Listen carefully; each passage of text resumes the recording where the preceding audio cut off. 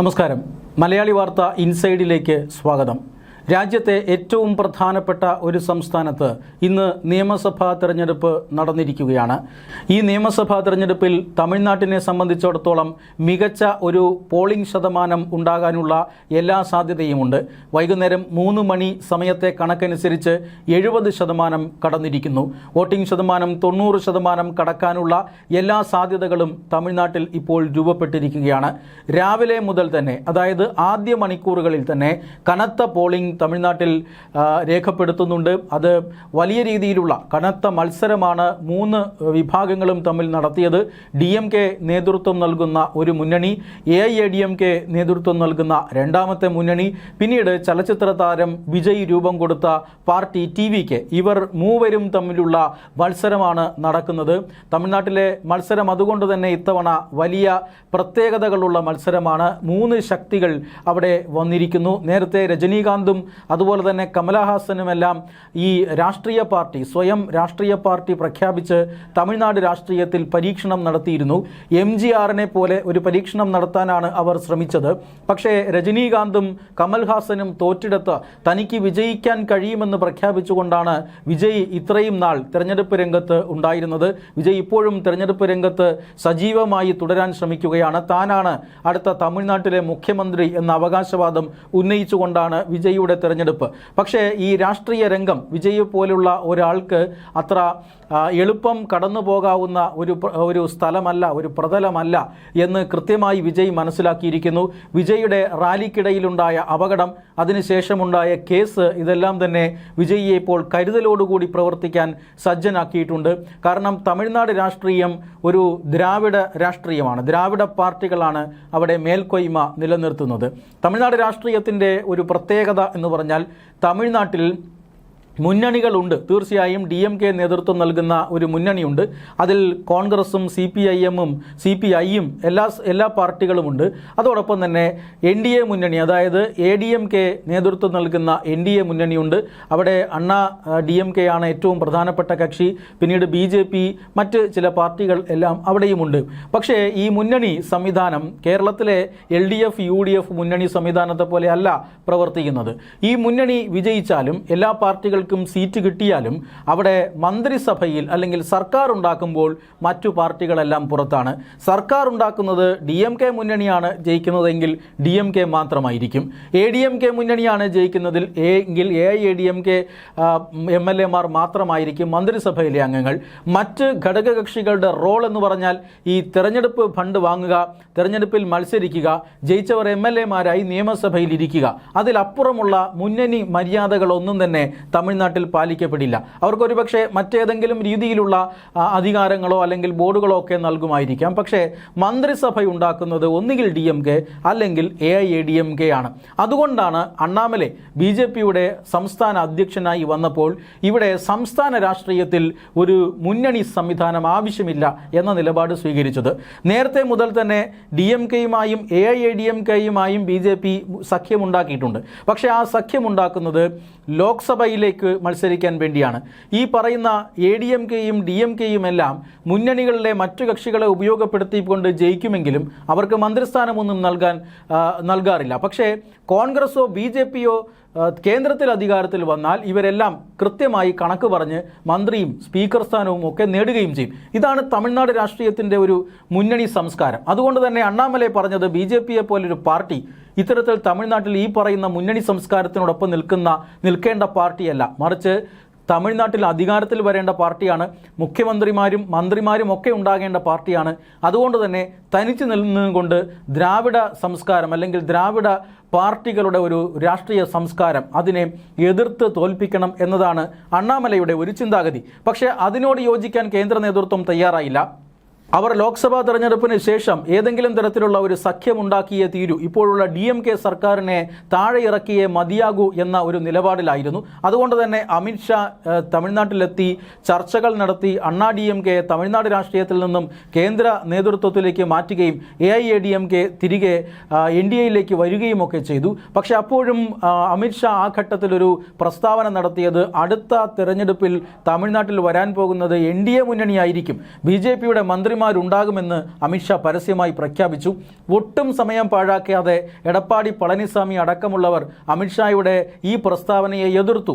ഇവിടെ തീർച്ചയായും മുന്നണി ആയിരിക്കാം ജയിക്കുന്നത്, പക്ഷേ സർക്കാർ ഉണ്ടാക്കുന്നത് DMK AIADMK ആയിരിക്കും എന്ന് ആണ് അവർ പറഞ്ഞത്. അമിത്ഷായുടെ വാക്കുകളെപ്പോലും പിന്നീട് എതിർത്ത് പറയുന്ന ഒരു സാഹചര്യമുണ്ടായി. പക്ഷേ AIADMKയിൽ തന്നെ പിളർപ്പുണ്ടാകുന്നു. അതിനൊക്കെ ശേഷം വീണ്ടും ഈ അമിത്ഷായുടെ വഴിയെ AIADMK വരുന്നതാണ് നമ്മൾ കാണുന്നത്. പക്ഷേ എന്തായാലും BJP ഉൾപ്പെടെയുള്ള രാഷ്ട്രീയ പാർട്ടികൾ മത്സരിക്കുന്നത് ഇപ്പോൾ AIADMK മുന്നണിയുടെ ഭാഗമായിട്ടാണ്.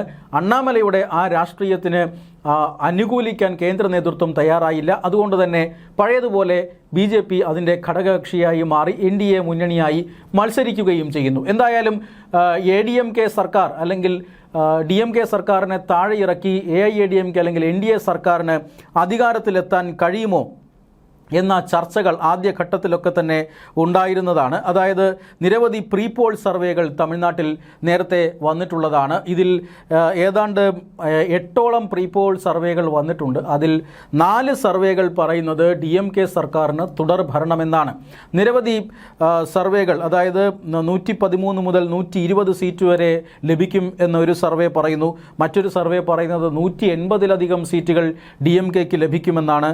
181 മുതൽ 189 വരെ സീറ്റുകൾ ലഭിക്കുമെന്ന് പറഞ്ഞ സർവേകളുണ്ട്. 121 സീറ്റ് ലഭിക്കും എന്ന് പറഞ്ഞ സർവേയുണ്ട്. ഇതെല്ലാം DMKക്ക് അനുകൂലമാണെങ്കിൽ AIADMK BJP മുന്നണി 114 മുതൽ 127 സീറ്റുകൾ വരെ നേടി അധികാരത്തിലെത്തും എന്ന് പറയുന്ന സർവേയുണ്ട്. 4 സർവേകൾ DMKക്ക് അനുകൂലമാണ് എങ്കിൽ 4 സർവേകൾ DMK മുന്നണിക്ക് അനുകൂലമാണ് എങ്കിൽ 3 സർവേകൾ NDA മുന്നണി അധികാരത്തിൽ വരും എന്ന് പ്രവചിച്ചിരുന്നു. ഒരു സർവേ അവിടെ ഒരു തൂക്ക് സഭ അധികാരത്തിൽ വരുമെന്നും നേരിയ മുൻതൂക്കം 1-2 സീറ്റുകൾക്ക് നേരിയ മുൻതൂക്കം DMKക്ക് ഉണ്ടാകും എന്നും പ്രവചിച്ചിരുന്നു. എന്തായാലും ഈ സർവേകൾ ഒരു സമ്മിശ്ര പ്രതികരണമാണ് ഇപ്പോൾ നടത്തിയിരിക്കുന്നത്. ഇതിൽ ഏറ്റവും പ്രധാനപ്പെട്ട ഘടകമായി മാറുന്നത് വിജയിയുടെ രാഷ്ട്രീയ പാർട്ടി എത്ര ശതമാനം വോട്ട് പിടിക്കും, വിജയിയുടെ രാഷ്ട്രീയ പാർട്ടി എത്ര സീറ്റ് നേടുമെന്നുള്ളതിനേക്കാൾ ഉപരി എത്ര ശതമാനം വോട്ട് പിടിക്കും എന്നുള്ളതാണ്. ഈ അഭിപ്രായ സർവേകളിലെല്ലാം ഏറ്റവും കൂടിയത് 12 സീറ്റുകൾ വരെ പറയുന്നുണ്ട്, ഏറ്റവും കുറവ് 1 സീറ്റും പറയുന്നുണ്ട്. 1 മുതൽ 12 സീറ്റുകൾ വരെ ഈ വിജയിയുടെ രാഷ്ട്രീയ പാർട്ടിക്ക് ലഭിക്കുമെന്ന് പറയുന്നുണ്ട്.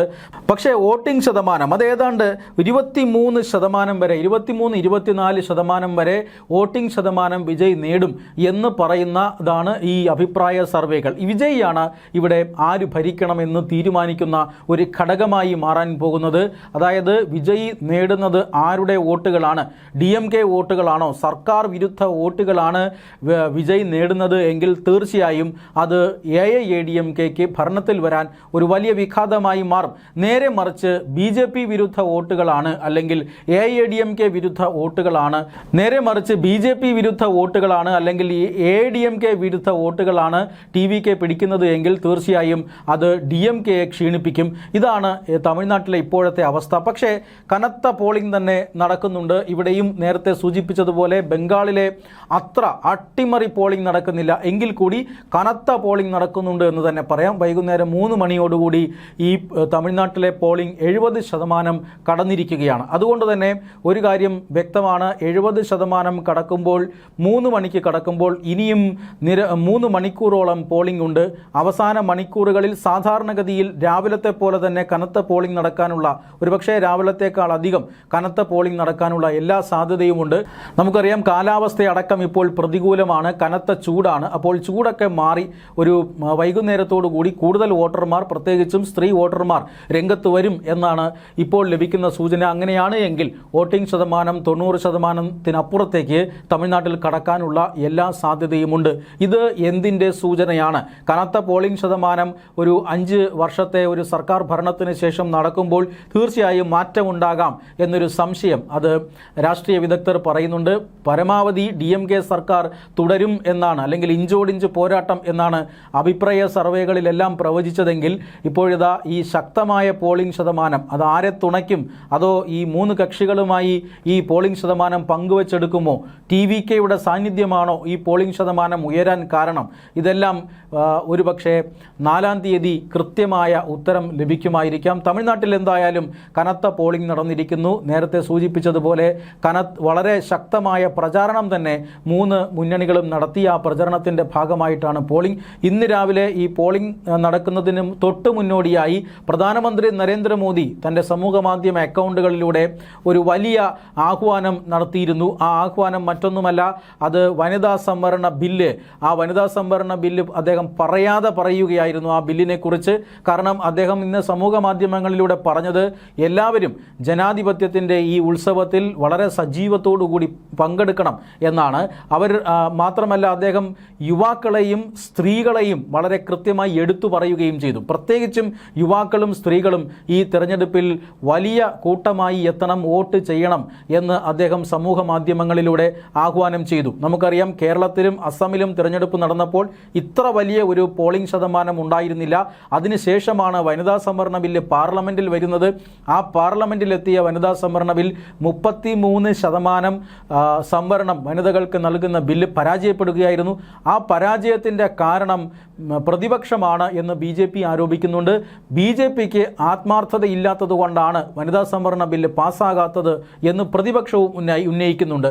ഈ ആരോപണ പ്രത്യാരോപണങ്ങൾക്കിടയിലാണ് ബംഗാളിലും ഒന്നാം ഘട്ടവും തമിഴ്നാട്ടിൽ മുഴുവൻ സീറ്റുകളിലേക്കും ഇപ്പോൾ നിയമസഭാ തെരഞ്ഞെടുപ്പ് നടന്നിരിക്കുന്നത്. രണ്ട് സംസ്ഥാനത്തും രണ്ടിടങ്ങളിലും ഏതാണ്ട് ഒരേപോലെ കനത്ത പോളിംഗ് രേഖപ്പെടുത്തിയിരിക്കുന്നു. അതിന് തൊട്ട് മുമ്പ് പ്രധാനമന്ത്രിയുടെ ആഹ്വാനമുണ്ടാകുന്നു. ഇത് നൽകുന്ന സൂചന എന്ത് എന്ന ചോദ്യമായിരിക്കും വരും ദിവസങ്ങളിൽ ചർച്ച ചെയ്യുക. ഇനി 29-ന് ബംഗാളിൽ ഒരു ഘട്ട തെരഞ്ഞെടുപ്പ് കൂടി ബാക്കിയുണ്ട്. അതാണ് അവസാന ഘട്ട തെരഞ്ഞെടുപ്പ്. അതിനുശേഷം മെയ് 4-ലെ ഫലപ്രഖ്യാപനം തീർച്ചയായും രാജ്യത്ത് വലിയ രാഷ്ട്രീയ മാറ്റങ്ങൾ സൃഷ്ടിക്കുന്നതായിരിക്കും.